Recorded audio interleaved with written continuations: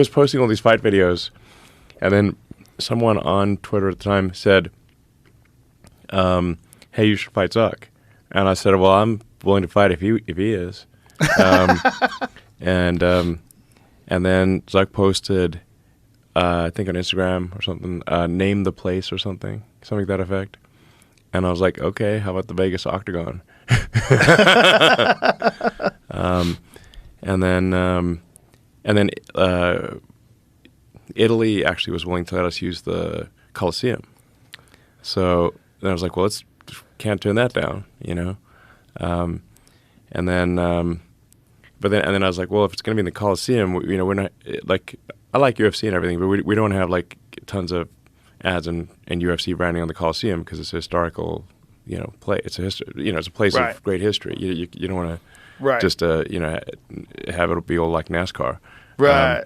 So then and then Zuck pulled out. Used the pull out method. So he pulled out of it. He pulled out of it. Yeah. Oh, what was the narrative? What'd you hear, Jamie? I don't remember. Well, I know listen, you did. I'm willing to. So he was like, "Oh no, it's got to be UFC rules." I'm like, "Well, okay, we could have UFC rules in the Coliseum. It's fine, but we just don't want to have. We got to respect the historical integrity of the place." The Coliseum just seems like the coolest place to do it. Yeah. That's why. I mean, yeah, he's like Gladiator, come on. And if they said it's okay, yeah.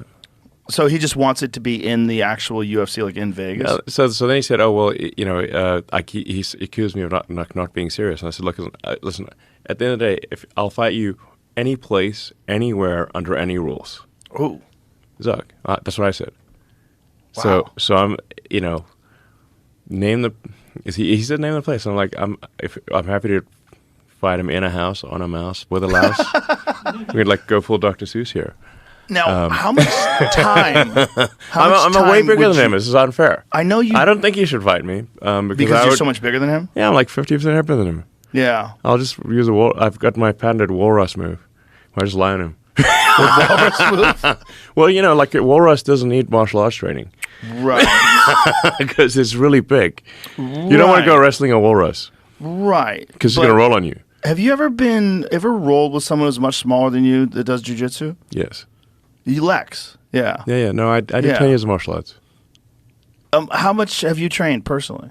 I did for a decade of it. Well, you did a lot of karate, right? I did judo, kai, kushinkai, karate. Yeah. I did some jiu-jitsu, taekwondo, street fighting, which was involuntary. I'm I think I'd be decent. I did martial arts competitions when I was a teenager. Really interesting. So look at you, George St. Pierre, Elon, John Danaher, the Great Master, and Lex Friedman. But like Lex is, I think he's got like 20% heavier than Zuck. So, and I'm way bigger than Lex. Yeah. That's why they have weight categories. Oh yeah. Yeah. Did you get a chance to talk to Danaher at all? The guy on the left. Yeah, that guy's fascinating. No. Do you know his history? No, he's from New Zealand or something. He was a professor of philosophy at Columbia. Okay. And fell in love with jiu-jitsu. Okay. I mean, fell in love with it to the point where he was sleeping on the mats and teaching all day long. He's an obsessive. He is a real Kaizen disciple. And he seems zen. Oh, man. He's one of the most unique characters I've ever met in my life. Yeah. One of the most brilliant men I've ever met. And he's completely dedicated to jiu-jitsu. And he has raised through this, particularly this one disciple, Gordon Ryan, who also lives here in Austin. He's the greatest jiu-jitsu competitor of all time. Yeah. There's no question. And he's only 28. Okay. He might even be 27, or maybe he's 28 now. But, I mean, he is universally regarded as the greatest of all time. And he is John's greatest student. Okay. And the two of them together, because Gordon has insane work ethic. They work 365 days a year. They do not take any days off. They train every day. That's Gordon to the right of John with the crazy beard. He doesn't really have that hair. He bleaches it. But the two of them together are literally an unstoppable combination. That guy looks ripped. He's pretty ripped. Yeah, he's a combination of gigantic, brilliant, and insanely dedicated with the most incredible instructor that's ever existed. I mean, John Danaher is universally regarded as the greatest jiu-jitsu instructor alive. And his student is universally regarded as the greatest jiu-jitsu competitor alive. Yeah. And it is because John is like a complete like a guy out of a superhero book.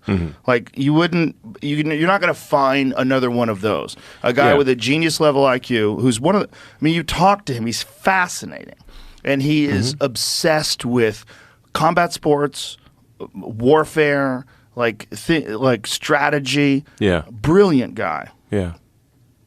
Brilliant. But no, guy. you see, I was impressed when I met him. Yeah. I mean, the things that like, if I was fighting someone where I was not much bigger than them, then I would be more concerned. How much time would you need to prepare? I don't need any time. No time at all?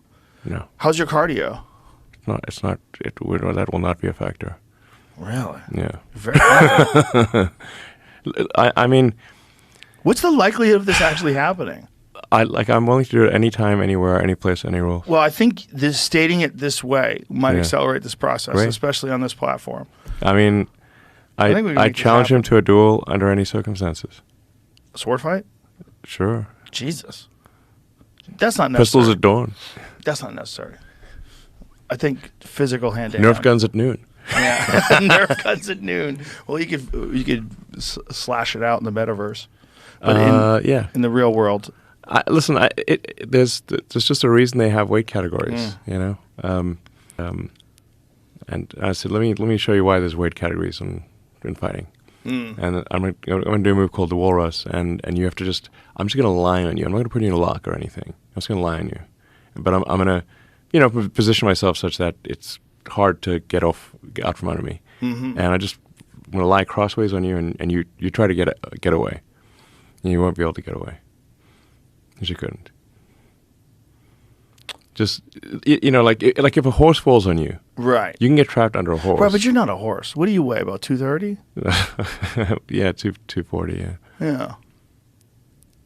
So no, I'm not a horse, but I'm saying in the limit, if something's heavy enough, like if a horse falls on you and dies, you can get trapped under a horse and not be able to get yourself out. Right, but if someone's good enough, I mean, I'm sure you've seen like absolute weight classes in jiu-jitsu where you'll get a 145-pound competitor who strangles a 220-pound competitor, and they're both well trained. Because if someone is that that's good, unlikely. It's not unlikely. It happens quite often. Okay. When you get elite competitors, like elite black belts at the 145, 155-pound weight limit, you'd be shocked. There's a ton of videos of these guys who will strangle much larger black belts. I'm not saying it's impossible. It's just not highly unlikely. And if this were not the case, there would not be strict weight categories in martial arts. That is true. Yeah. That is true. But Very strict the weight categories. reason why they allow absolutes in jiu-jitsu is because it is the thrill of watching these smaller people go against much larger people, and sometimes they win. Hey, woman, since your man ain't got no heart, why don't you go to my apartment tonight and I'll show you a real man. There you go. What? Fuck you.